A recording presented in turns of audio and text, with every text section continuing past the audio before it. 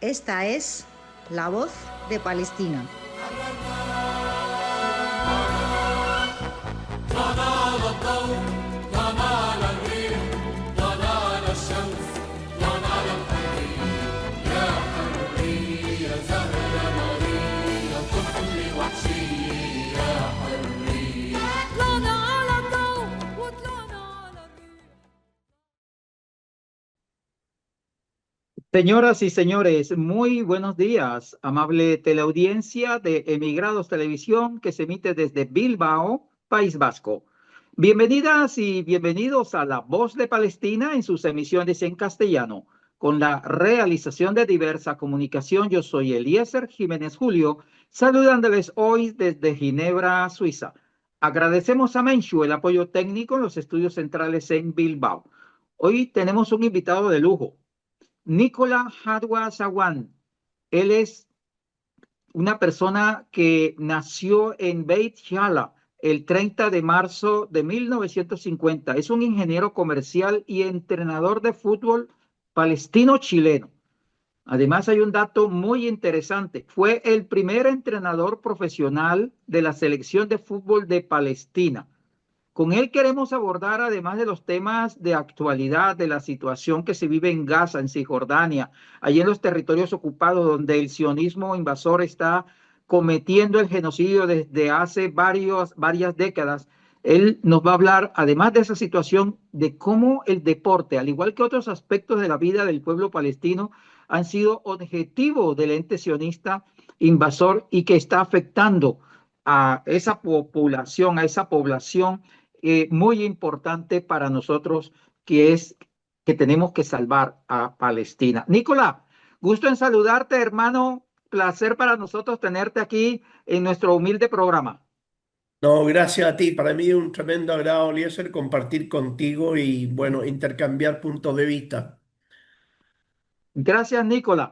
Inicialmente, antes de hablar de ese tema del deporte palestino en medio del genocidio, como hemos titulado el programa, Nicolás, ¿cómo están ustedes viendo, observando la situación de ese acuerdo de paz, entre comillas, que para nada ha servido para el pueblo palestino? Bueno, digamos para rescatar algunos prisioneros, pero de allá en adelante alguna entrada de ayuda humanitaria, pero los objetivos finales, ¿dónde están? Cuéntanos, Nicolás, muchas gracias por estar con nosotros.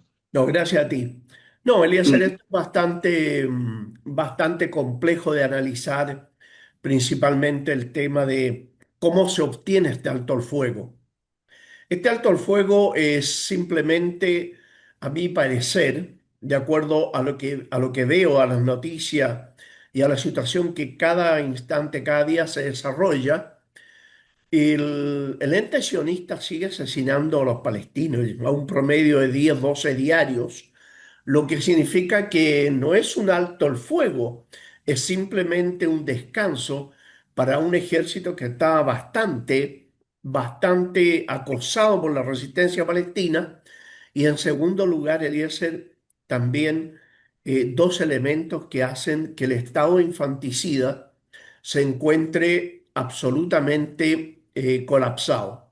Primero, la situación interna. Hay que dividir esto entre las situaciones internas y la situación militar y posteriormente la situación internacional. Son tres elementos que hay que analizar para poder hacer una contextualización lo más cercano a la realidad. Desde el punto de vista de Gaza, la situación ha sido muy compleja para ellos. Ellos se dieron cuenta que la resistencia palestina, todos los grupos de la resistencia, que no es solo Hamas, estaban bastante bien parados. Las bajas que han tenido son mínimas comparado con las bajas del ejército sionista, que ha tenido una enorme cantidad de pérdidas nunca visto en ninguna guerra para ellos, las pérdidas de soldados, los heridos, los mutilados de los soldados, la enorme cantidad de material bélico perdido, tanto es así que tuvo que reactivar los tanques Merkava de segunda y tercera generación que tenían hacia atrás, porque ya se le estaba acabando el material bélico. En ese escenario había un quiebre en la situación interna de la sociedad. Por un lado, la sociedad protestaba no porque quisiera apoyar al pueblo palestino, bajo ningún punto de vista. Esa es una sociedad bastante psicopática, muy violenta, muy amante de la sangre, pero nunca habían tenido una situación como la de ahora, en que ellos veían que su ejército estaba siendo despedazado. En ese sentido, como lo dijese un titular del diario Haaretz de Palestina Ocupada, donde el titular decía: qué curioso, hay más funerales que muertos. Esto porque el ejército decía: hemos perdido 10 hombres, pero habían 50 funerales. Entonces, esto fue mermando la credibilidad del gobierno, fue mermando la seguridad de la población, y empezaron a ver que en sus barrios aquellos arrogantes jóvenes que acostumbraban a usar de la población civil volvían heridos, volvían con muletas, volvían lisiados, o volvían en un ataúd y lo estaban velando en su casa. Entonces esto empezó a quebrar esa sensación de impunidad o de inmunidad que tenía la población de psicopática del estado infanticida, sino que empezaron a cuestionarse todo, absolutamente todo. Eso por un lado. Por otro lado, el quiebre de esta sociedad en términos de que es una sociedad primero que es muy dependiente de la ayuda externa, es un país que no vive, no logra vivir de lo que ellos producen y hacen, sino que tienen que vivir de lo que les llega de afuera. Pero en esa situación compleja se produce el quiebre de 70.000 empresas. Eso es lo primero. Lo segundo, la salida de alrededor de 1 millón de personas del estado de ocupación salen de Palestina ocupada, pero los emigrantes, en su gran mayoría, son jóvenes que no querían ir al ejército, que no querían seguir en la reserva. Y en tercer lugar, y lo más grave para ellos, es que es la mano de obra que tienen en sus industrias. Todo esto le produce al Estado infanticida un quiebre tremendo en lo económico. El, el gasto diario en el inicio de la guerra era de 550 millones de dólares diarios. Hoy, que está paralizado el frente libanés, ellos tienen un gasto de 350 millones de dólares diarios. ¿Cómo están supliendo eso? Por la ayuda norteamericana, francesa, británica, pero principalmente de aquellas familias sionistas que controlan el capital financiero norteamericano y europeo, que son 5 familias, ¿no? Entonces, también estas familias empezaron a cansarse de una guerra que dura 2 años a un promedio cercano a los 390 millones de dólares diarios de gasto. Tú comprenderás que hasta cierto punto esas familias ya no pueden seguir donando. Entonces se produce un quiebre entre el nazismo político que gobierna el Estado infanticida, la extrema derecha y el capital financiero del exterior. Comienzan a hablarse de buscar fórmulas de sacar al Estado infanticida de la guerra, pero liquidar a la resistencia palestina por medios diplomáticos, por medios políticos. Vale decir, cambiar las bombas explosivas, por, quizás diría yo, una bomba peor que la bomba política, que es la que se está tratando de hacer ahora. De modo que este cese el fuego es simplemente un respiro que le dieron al Estado infanticida para poder lograr respirar un poco y reagruparse y reorganizar su fuerza, porque el Estado este se está quebrando en su interior de manera irreversible, y por otro lado, las derrotas militares, porque digámoslo claro, desde el punto de vista estrictamente militar, en Gaza, el ejército infanticida ha sido derrotado de una manera brutal. Fue derrotado. No han logrado ningún objetivo más allá de lograr sacarse la careta y mostrar el verdadero rostro del sionismo y del Estado criminal ante la población del mundo que durante años estuvo anestesiada, producto de un proceso muy bien planificado de desinformación de lo que realmente era el sionismo y el rol que cumplía el Estado infanticida. De esa manera, el quiebre ha sido general. Desde el punto de vista exterior, la comunidad, los pueblos del mundo entero detestan a este Estado.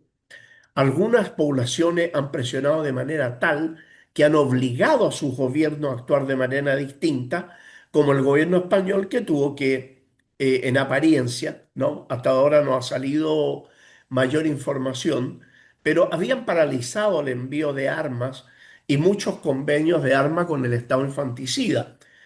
Conociendo un poco el gobierno español y conociendo algunos otros gobiernos europeos, a veces cuesta creerles, ¿no? Pero en apariencia, el gobierno de Francia, el gobierno de Bélgica, el de Italia, el de España, habrían paralizado el envío de armamento. También habrían condicionantes desde Alemania, que es otro, casi el 40% de las armas que utilizó el Estado criminal en Gaza provienen de Alemania, de la nueva Alemania nazi, que se entiende muy bien con ello. Son primos hermanos, ¿no? El nazismo y el sionismo son primos hermanos. De modo que lo que se está buscando aquí es salvar del colapso a la entidad criminal. Y como siempre, para salvar del colapso a esta entidad criminal, hay, por un lado, la OTAN que interviene y por otro lado, los gobiernos traidores árabes. Si no hubiese sido por la traición permanente de estos gobiernos árabes, podríamos decir, Eliezer, que el Estado infanticida habría sido una negra, una negra noche de Asia Occidental, pero que ya al amanecer era definitivo.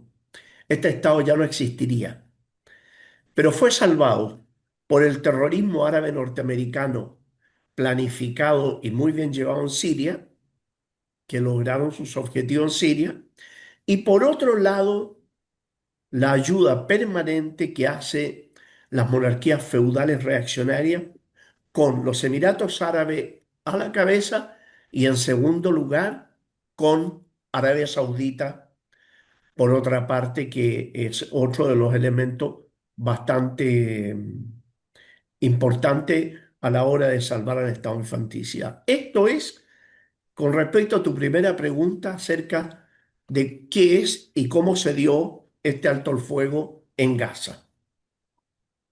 Así es, Nicola. En el caso ya hablando de la resistencia, ¿cómo está hoy la resistencia, el pueblo palestino? ¿Cómo está su moral?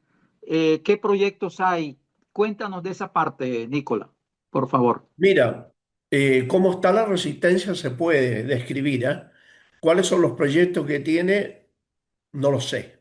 ¿Ah? Y si lo supiera, el Estado de Israel estaría dispuesto a pagar varios millones de dólares por esa información, pero el tema es que la resistencia, por lo que tú lees en las expresiones de sus dirigentes, está muy bien parada, muy bien parada. Vale decir, los propios analistas militares del Estado criminal han dicho que jamás, porque ellos tratan de identificar a la resistencia con Hamas, ¿no? Pero está también la Yihad Islámica, el Frente Popular, los comités de resistencia popular, o sea, hay varios otros grupos. En este caso, se han encargado los sionistas de que rápidamente la resistencia pudo reemplazar las pérdidas, porque es tanto el desastre que crearon matando mujeres y niños que el daño, la rabia, la indignación que sienten los hombres y los jóvenes, muchos que no estaban integrados a la resistencia, se han integrado rápidamente. O sea, ha multiplicado sus combatientes. Eso por un lado. El tema de las armas es un tema que ya recuperarán lo perdido, pero al parecer, y por la forma en que están golpeando al Estado criminal, a ese ejército indigno, ese ejército infanticida, la resistencia estaría bien desde ese punto de vista. Así que en ese sentido, creo que lo que ha logrado el Estado infanticida es eh, darle un impulso mayor a la resistencia, mostrar ante el exterior, ante el mundo y ante el interior palestino, de que la resistencia siempre tuvo la razón y que era la vía para derrotar al Estado criminal. Porque no te olvides que la otra alternativa al pueblo palestino era las negociaciones eternas que vienen del año 1992, que el Estado infanticida no ha cumplido absolutamente ninguno de los acuerdos, ni ha cumplido ninguno de los acuerdos tomados ahora, y no va a cumplir ningún acuerdo. Porque el Estado criminal, Eliezer, es un Estado que no puede vivir en paz y no puede vivir en guerra.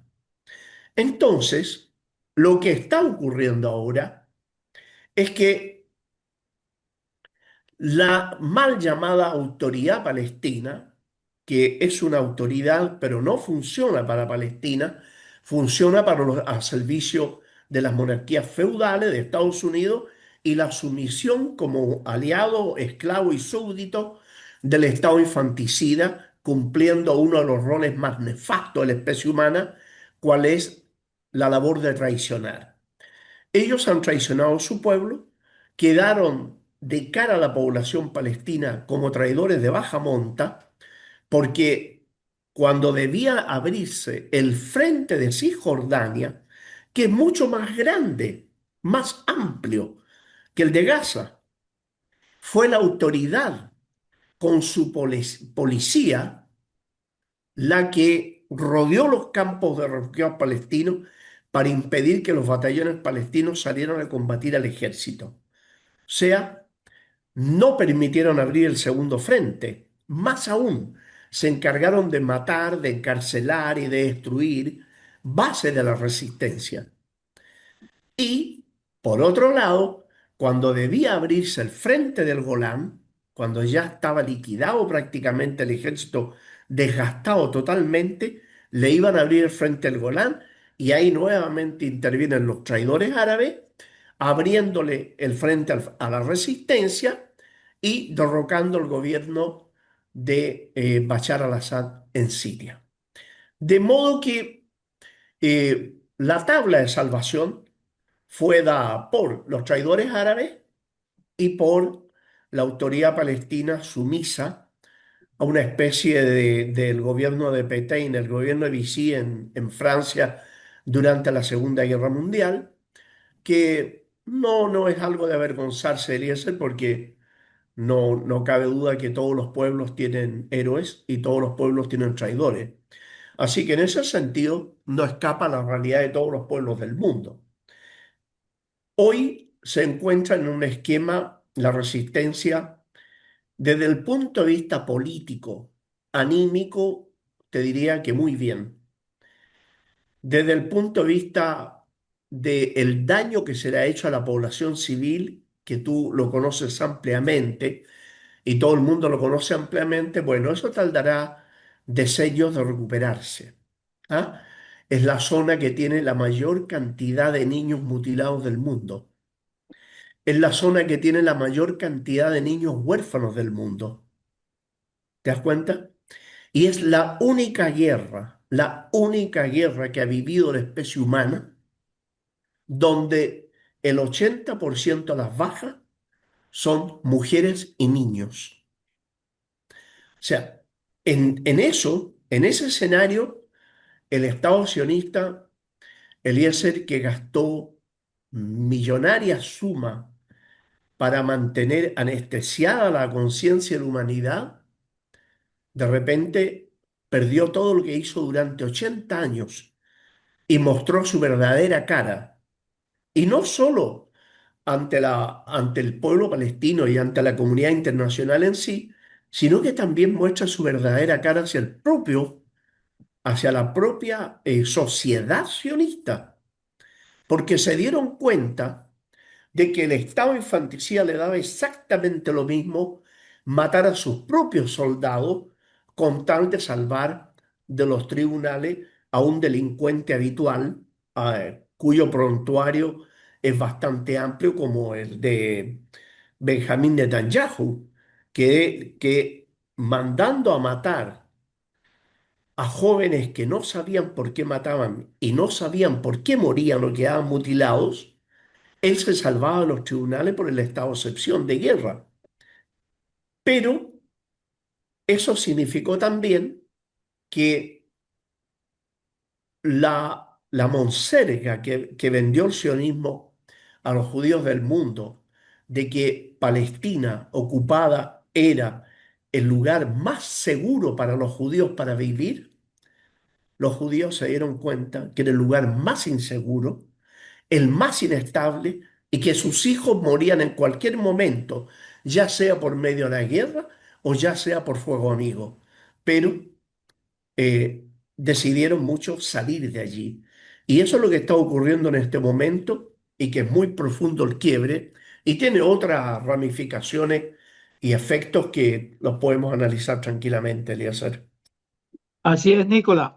En esta primera parte, y yo quiero públicamente pedirle a Nicola que en un próximo programa que nos permitas, que tengas tiempo de atendernos, vamos a continuar ampliando otros aspectos.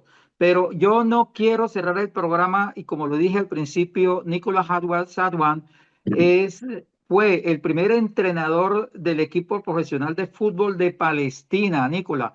En esa sociedad que vienen acabando, arrasando, está el arte, la cultura, la educación, los científicos, los artistas, los actores, etcétera. Ya con eso abordamos la semana pasada con la compañera Fátima Saileman ese aspecto, pero con Nicola queremos abordar el tema del deporte. Nicola, los medios hegemónicos no hablan de que hay una cantidad grande, inmensa de deportistas de distintas áreas del deporte profesional y amateur que han sido asesinados, así como los periodistas, que en otras oportunidades hemos abordado ese tema del área de la comunicación en Palestina. Háblanos, Nicola, de ese sufrimiento de los deportistas palestinos, no solamente de los futbolistas en los cuales tú has sido un protagonista, pero de los deportistas palestinos. Bueno, tú muy bien lo describes cuando mencionas que las distintas áreas del quehacer diario de un pueblo incluye la cultura, el deporte, las artes, lo incluye todo. Es parte de la cultura de una sociedad. En el caso de la selección palestina, nosotros teníamos un lema que era el balón como bandera de lucha, porque no podíamos separar el deporte de las vivencias diarias de nuestra sociedad, más aún que el estado infanticida nos recordaba la ocupación permanentemente. En Jabalia, por ejemplo, entrenando en un partido amistoso, se para un jeep militar, bajan soldados sonrientes, así, absolutamente desquiciados, y comienzan a ametrallar a los jugadores y al público. Entonces, tú comprenderás que en esa situación, o cuando ves que los ídolos del deporte del fútbol palestino son deliberadamente asesinados. ¿M? Nosotros teníamos un delantero que en un checkpoint le obtienen, cuando tienen en su carnet, su identificación en la mano, ven que se trataba del goleador de un equipo y le ametrallaron las rodillas de modo que no pudo nunca más jugar. Entonces, ese asesinato permanente de los elementos que cohesionan la sociedad palestina, que se identifica, que se entrelazan, formando sus propias particularidades, es deliberadamente. Fíjate que más de 1.500 deportistas palestinos en distintas áreas han sido asesinados, en todas las áreas. Nada más, nada más que de la selección que yo conduje, 7 de esos jugadores fueron asesinados en una oportunidad anterior y en la actualidad 8 jugadores de la selección palestina han sido asesinados. O sea, estamos hablando de, de un eh, genocidio planificado de manera que podríamos decir se busca la eliminación de todas y cada una de las áreas de identificación nacional o de referencias que aglutinan la sociedad. De modo que eh, resulta odioso, y aquí Eliezer, quiero decirlo pero con toda, que la FIFA siga siendo un instrumento del sionismo y del imperialismo y no actúe cuando debe actuar. Sudáfrica, que sufrió lo mismo que el pueblo palestino, cuando practicaba el apartheid, fue eliminada de la FIFA. Sin embargo, un gobierno que practique el apartheid, pero además el genocidio y el crimen de lesa humanidad, y que deliberadamente mata a los deportistas de ese país, permanece aún en la FIFA. Son los pueblos que en las calles, en sus protestas, en sus manifestaciones, han impedido que el Estado infanticida actúe en determinadas áreas eh, representando, ya sea en ciclismo, en fútbol, en fin, en diferentes áreas. Eso da cuenta, Eliezer, de la tremenda dominación que tiene el sionismo, no solo de los gobiernos occidentales, sino que también de los organismos cuyos gobiernos tienen representación directa o indirecta. Nosotros sabemos la tremenda injerencia que tiene el Estado norteamericano en la FIFA, por ejemplo. Es impresionante cómo obliga a la FIFA a tomar determinadas medidas de acuerdo a lo que los norteamericanos deseen. Entonces, eh, como por darte un ejemplo, voy a dar un ejemplo, Cuba, que Cuba no practica el genocidio, no practica el apartheid. Por lo demás, Cuba es uno de los países que tiene los mejores deportes, los mejores deportistas, y siendo un país bloqueado y pobre, sin embargo, tiene un gran desarrollo deportista, es bloqueado en la FIFA.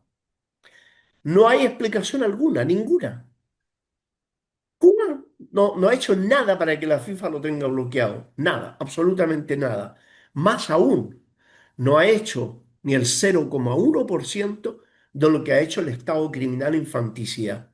Entonces, tú te das cuenta de que es la humanidad la que está muy mal organizada.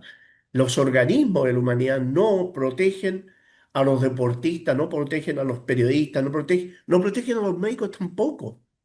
No te olvides que hay más de 2.000 médicos, enfermeras y personal de la salud que han sido asesinados en casa, deliberadamente.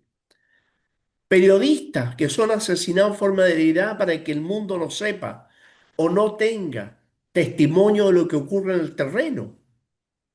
Pero ¿qué pasa con el resto? ¿Qué pasa con cuáles son las determinaciones de las Naciones Unidas al respecto? Porque una cosa son las declaraciones retóricas de buena crianza, lamentaciones prácticamente, y otras son las determinaciones. ¿Dónde está la libertad de expresión? ¿Dónde está la libertad de información? ¿Dónde está el respeto por la vida? ¿Dónde están las normas internacionales, la Cuarta Convención de Ginebra, que prohíbe disparar sobre hospitales?